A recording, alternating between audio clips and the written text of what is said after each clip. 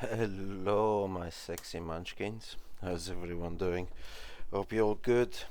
So today we tackle the whole famous question: what is the best free-to-play slash beginner team? What is the team that is gonna bring you the most bang for your buck? What is the team that is gonna help you progress and clear the most content out of all the possible starters? Well, not all of the possible starters, but the one that is the most reliably achievable and the most efficient at doing so. So we have to keep the reliably achievable keys. So what character we need to take in consideration what characters does everyone starts with. Free to play, pay to win, doesn't matter. We all start with Luke, Hector, if I can find him. Yep. Uh, Arthur and Kay. Okay. Out of these three characters, if you've been following my reroll guide or if you've been following my tips and tricks for new players, out of these four characters, we're gonna invest in all four of them, but after a while we're gonna reset and keep only K. That's because all of the others, they're not essential to unlock any specific content. AK is one of the best DPSs in the game, and everyone gets her. So what other characters do we all get? We all get Morgan, Turin, and Tristan. So we are gonna focus on as into building the most efficient and literally the best free-to-play team. We're gonna focus on these three characters. Okay, so um, if you got a Rosier, mwah, perfect. Chef's kiss. She's 10 out of 10, best DPS in the game. If you go, and there is a synergy that we're gonna talk about. If you got, if you haven't got Rosier, maybe you go an Anguish or you go someone else, or even a Ralph. Ralph is very good, but we don't talk too much about that because maybe he gets nerfed. No, I'm joking. He's really good in quick battles. He's gonna help you progress fast. If you have a Ralph and a K, or a Ralph and a Rosia, you're just gonna blast through the content with the support, obviously, of Turing and Morgan. So Ralph is really good. He's another one that I didn't probably talk about in my reroll guide, but I wouldn't necessarily aim for him. He's more like a bonus. Like if you get him good, you're gonna clear some content faster. He's not You're not gonna clear content because you have Ralph. You're gonna clear content faster because you also have Ralph. Faster being the keyword there. So, as what everyone has got access to is Morgan, Turin, Kay, and Tristan. But I'm gonna include in my and this is already the best free-to-play team you can possibly have. You have main DPS, sub DPS, which brings a little bit of attack speed down. You have what I consider to be the best healer for free-to-plays, and you have Morgan. So, in regards of why this team works and why it's so efficient, well, I'll show you quickly that this is in fact the team that I have been using to clear. Oh, she's there. I was just speed running it without the healer. So this is the team that I use to clear all story. I use it to clear all story up until chapter 7. Sorry, 6 on hard. I clear obviously everything on normal. I managed to clear some of the higher floors of the dungeons with that exact same team. Even Penvid, and last time I cleared floor 10 with Penvid, I did it with this team. And this is floor 10. This is the hardest one that there is. And with this exact same team. So let's talk a little bit about Burning Lands is a different story. Frozen Plain, you can clear it up to floor 6 with that team, but then for floor 7 and 8, you're gonna have to substitute Morgan. Oh, and bring in a K because of the element. Like he's ice. Those two have fire relics, unless you are really lucky and you get, I don't know, Morgan's Wind Relic or her Ice Relic, which is even better. Then in that case, GG's, you conquer Aldri. Then in that case, yes, bring her as well. But also you're gonna need anyway someone that brings a debuff to so that he doesn't heal. The man, the myth. I already made a guide about him. I'm gonna probably drop it in the link down below. Is stop simping. Don't use Akolon. Use this guy. Is accessible for free to play players. Do your arena like 1 week. You get him, and then you can kiss Aldri goodbye. This one I didn't fiddle with him too much as I've stopped at 4. I should probably work my way down a little bit more, but I was too busy with other things. Equipment dungeons, Apoleia. If you go here and you have a look, boom, same team. I don't know why K is there, but used to same reason. Element. He's ice and fire elements. They get massive damage from ice. So if you also get, oh, but Rosier's got the fire, yeah, but she just destroys the boss. Him as well. If you go here, same exact team, same exact comp. I've been clearing to floor 6. I haven't really had a got floor 7. If we go to the Forbidden Dungeon, is like, oh, I was trying something with Ralph. But it didn't work. I got my ass handed to me. But instead of Ralph, I was using Tristan. All these I was experimenting a little bit. But yeah, once again, I reached to floor 42, 43, same team. Favor Dungeon is a bit different because you can't use them together, which by the way, I need to remember to do this. And Seal Temple. If you go in my... Okay. To clearing the levels, I was using that team, but then once I unlocked the floor 5, I slotted in Ralph instead of Tristan in order to speed clear it, because I hate this dungeon and it's tedious to do. I like the boss fight, it's just tedious as a farming because you can't do it in auto, at least I can't. And Ralph, this is what I was saying, Ralph allows you to speed clear some content. It won't unlock it for you, but it will allow you to just get rid of it faster. So that's the core of the team, and the main reason for it, if we look to the synergies, what brings everything together is Turin. Turin, I have her on Chivalry 7. I have quite invested quite heavily in her with the coins here, what are they called? The rare memory stones. The ones that I've been unlocking through the story, through complete cleaning adventure and things. I've been all dumping her into here, and I've been a little bit stupid, if you allow me the term, because I was doing some playtesting. You see, I did level up her. I was investing a little bit in her chivalry because I was testing healers. I did it for her. I did it for, I don't remember who else. So I've literally wasted some of these coins where I could have had already Turing on Chivalry 8, which is her best Chivalry, without a doubt. Once you have these, it's a game changer. My Turing here is for 3.5, 4k a pop, and this is insane. Grants abnormal status immunity as well, so great for dungeons. And when it changes from when healing an ally with 10% or less, has a 50% chance to restore 30% of their max HP and grant abnormal status for 1 turn. It changes that into when healing an ally, so always.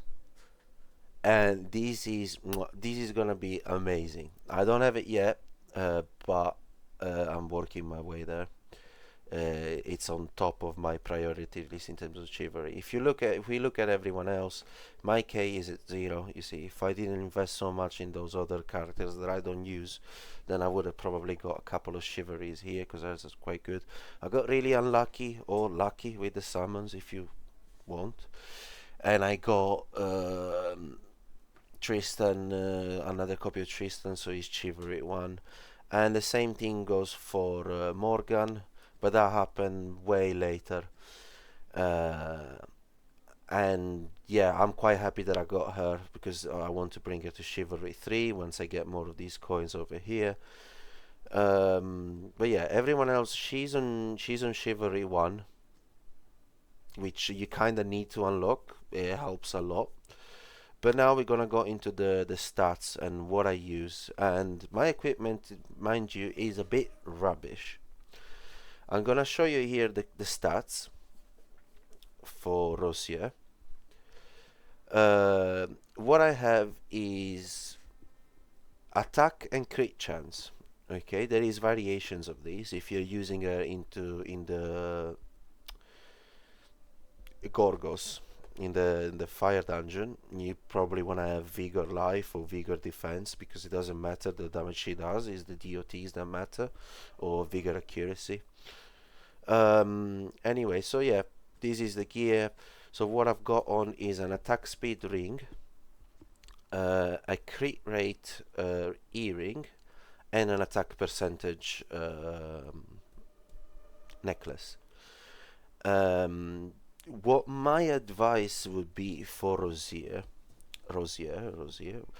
is to get her somewhere, even if it is a belt, or if it is an earring, or whatever it is, a recovery percentage start. This start over here helps massively. Between her drain and things to help her keep her alive and actually sustain, even in places where she shouldn't be sustaining. Like, for example, I showed before the Apolea dungeon.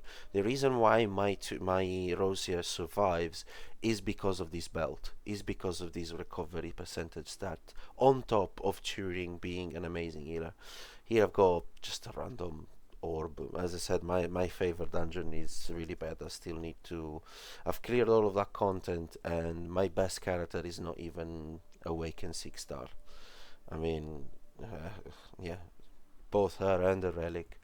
So anyway, ideally you want the fire relic of Rosier, but especially for the beginning, her wind relic is amazing. If you put her with K, or her with Tristan, you're gonna clear the waves of the story so easily.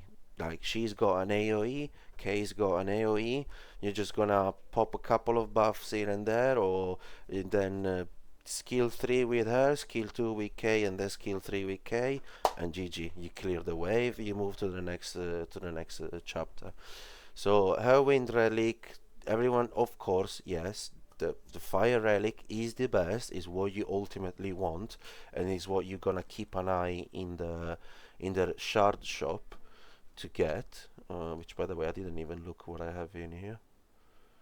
K fire, oh, K fire I do wanna try. But yeah, anyway, so here as well is as well another place where you can have a look to see if you find a Rosier or something like that. Now, moving on, Tristan. I did buy, even if I am free to play, but more like a low spender, I did buy these on the 4.99 pack, and I just slapped on him, leveled it up, and forgot about it. I changed it eventually later on into an attack speed ring, crit damage, earring, and I think, yeah, attack percentage necklace. The belt is flat attack, nothing crazy. I don't even know if I got better stuff. So yeah, he's just attack speed, crit damage, typical DPS is what you want to see in your DPS. Now, a little bit of a hot take. Ah, I forgot to show the stats. Hold on. Here is the stats that I have. But I repeat, this is a little bit... you're gonna have different stats, you're gonna have a different level of... You see, I didn't even equip them with a... recovery can be good. Oh, hold on. Ah, no, she's a different element. Yeah, she's a different type of. Yeah, I thought like, oh, double recovery for Rosie. No, never mind. So yeah, he's great. He's good for breaking shields. He does a lot of damage once you invested a bit more into him. He's got some interesting skills and mechanics and passives. He inflicts the speed down, which is probably the main reason why he's good in the team, or it could be a good substitute for K. Attack speed decrease 2. He gives himself attack speed up, and then here attack speed down 1 for 2 turns. So now we move to what is the probably best DPS out of all of them, or the easiest to invest into, which is K. I have built in a little bit of an unconventional way. I gave a crit chance vigor set because I've been crafting a ton of vigor sets, so I was bound to have like some crit damage, some attack percentage, and flat attack. I mean, I could still aim for a better um, necklace, but this is what we got for now, and this is what we're gonna keep. Here, belt, nothing special. Effect resistance, didn't even give it a sphere. Probably just give it this one. I'll think about it. Nothing. Kay, she's amazing. If you invest in her skills, if you invest in her chivalry, especially, don't do my mistake. Invest in her chivalry. Chivalry 1, Chivalry 3. Grant self critical damage increase for the rest of the battle. Chivalry 8. Gain golden after evading, gain golden ball resolved, which is attack. Takes more turns, more turns. She's amazing. She's amazing. I was too invested in Rosier to then starting investing in her later on. I'm only doing it now in order to auto farm some of the dungeon. It was a little bit of my mistake, and as I said, I wasted some of the chivalry points, chivalry coins on other characters that I thought I might end up using, which I did not. What I should have really done is invest in K. So don't do my mistake. Invest in your Turing first and foremost. Bring her to Chivalry 8. Maybe don't use all of the coins. Obviously, you're gonna do pools. You're gonna do some stuff, and balance it out. Spread it a little bit. Get to her, and then invest into her, or invest a little bit into her. Do a little bit of ping pong between these two. Obviously, Rosie requires the. I can never say praise these first skill. Changes her a lot, makes her more like self-sustained. So if you do have her, get this one first, and then invest in the others. Nothing. Okay, I mean the songs have been praised about this character and with no end, so I'm not gonna waste your time. So you always use twice the skill 2 and then just spam the ultimate for maximum damage. And now the main character of the character that brings these. Actually, I'm gonna skip her. We're gonna talk about. Let me show the K stats before I forget. Here is the stats. You can pause it and have a look. And now we're gonna talk about the second MVP, let's say, Morgan.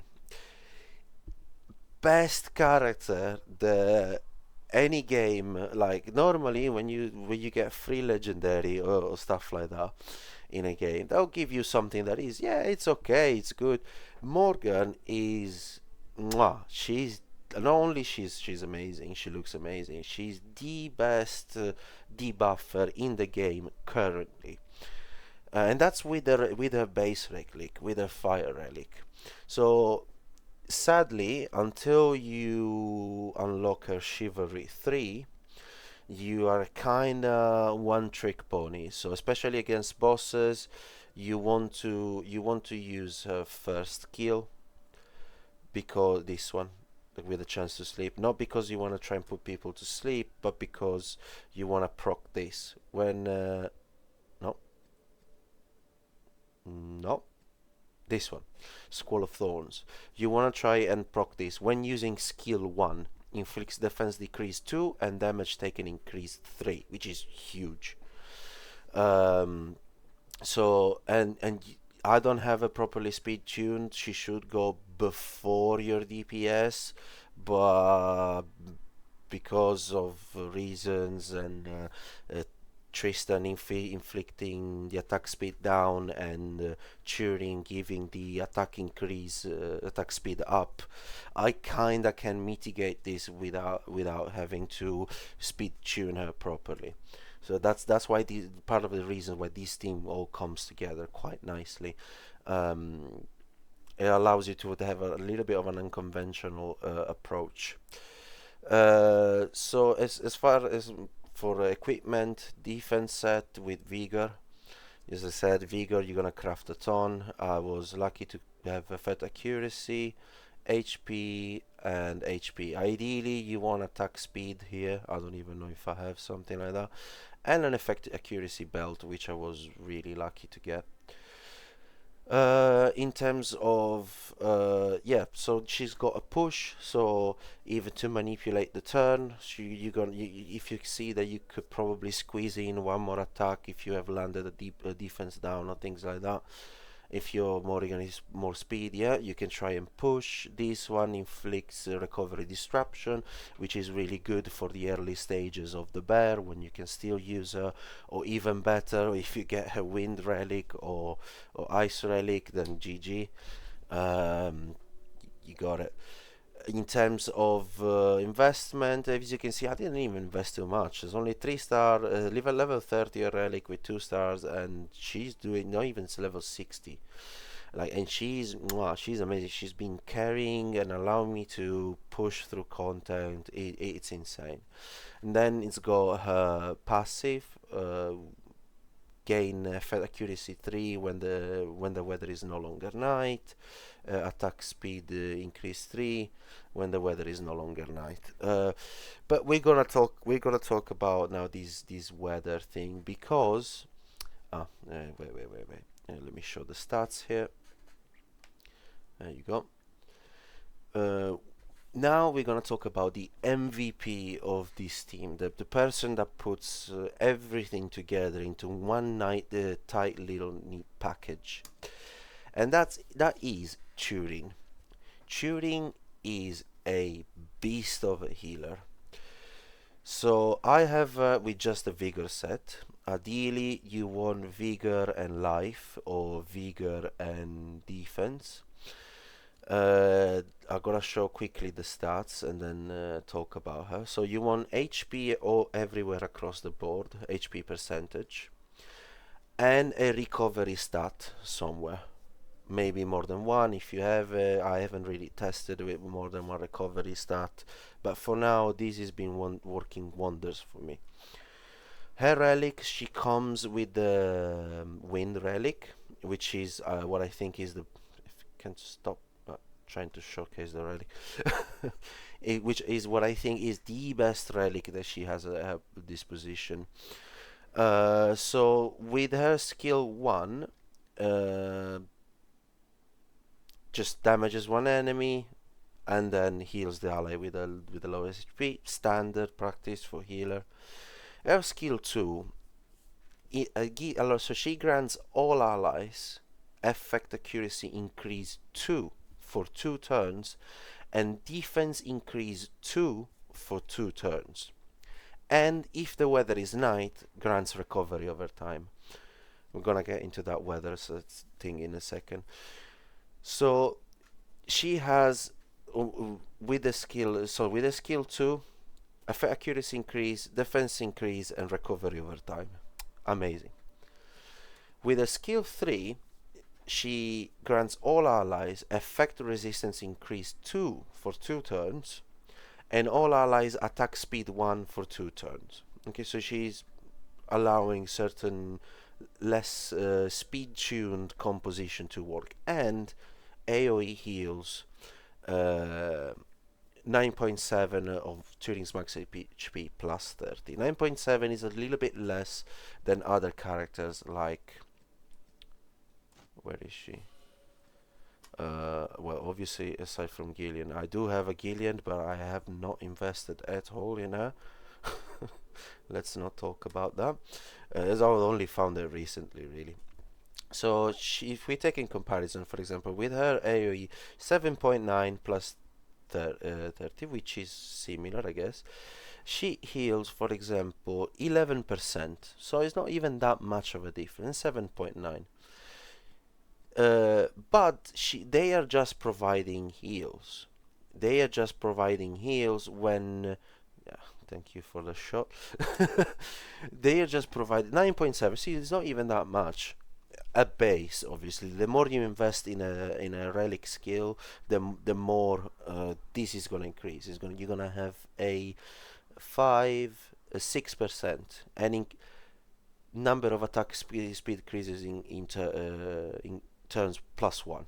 So as you level up this skill, so the healing is really not that bad off the bat. But when you start counting in, considering factor that you're gonna unlock her chivalries, because the goal is to reach chivalry 8. So the first chivalry is it changes the weather to night and rain when entering the battlefield. And if you have a look here, she's night. She's not. That's mainly the reason why I haven't been used there as much. He's rain, and Rosier herself is rain.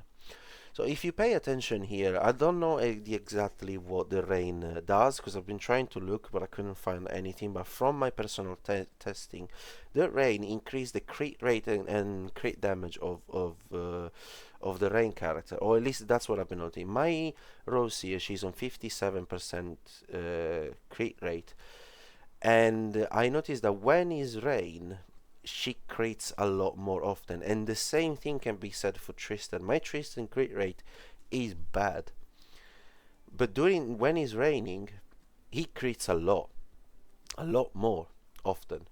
Can't say the same for her. I don't even know. Oh well, she's alright, but she gives herself a crit rate boost, a crit damage boost, so she's good by herself. She doesn't really need the rain. The other two, yeah.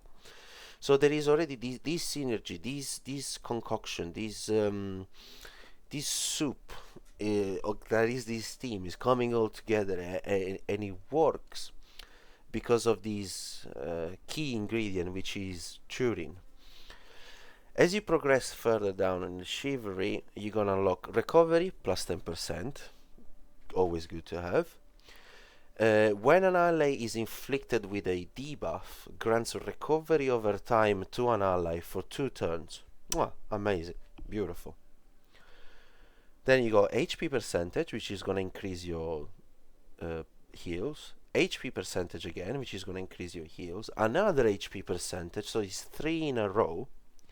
And then attack and defense that we don't care, but the last one is this one, the recovery powder changing to healing elixir, which is gonna grant when it changes it from when an ally with 10% HP or less, when healing an ally 10%, to when healing an ally 50% chance to restore 30% of their max HP and grants abnormal status immunity for 1 turn. So if they do get a status, they will get recovery over time. If you heal them, you're gonna give them heal them for 30% more and get abnormal status immunity, which is huge. And changing the weather, and bringing defense up, and bringing effect accuracy increase, which effect accuracy increase is good for both Tristan and Morgan, especially for Morgan to land in those debuffs. The synergy, like she is the cornerstone of this team.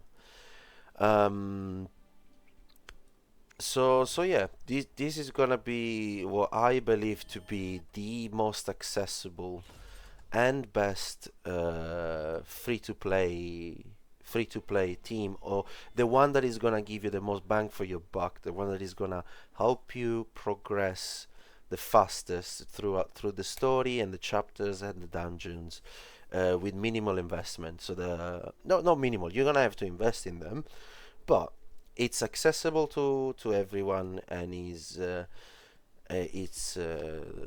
all come together thanks to Turin. Don't underestimate her. She heals for a ton. A ton. My Turing heals for 3.5, 4k sometimes, and I don't even have Chivalry 8 yet. So anyway, that was it. That's my take on what is the best free-to-play team to start with.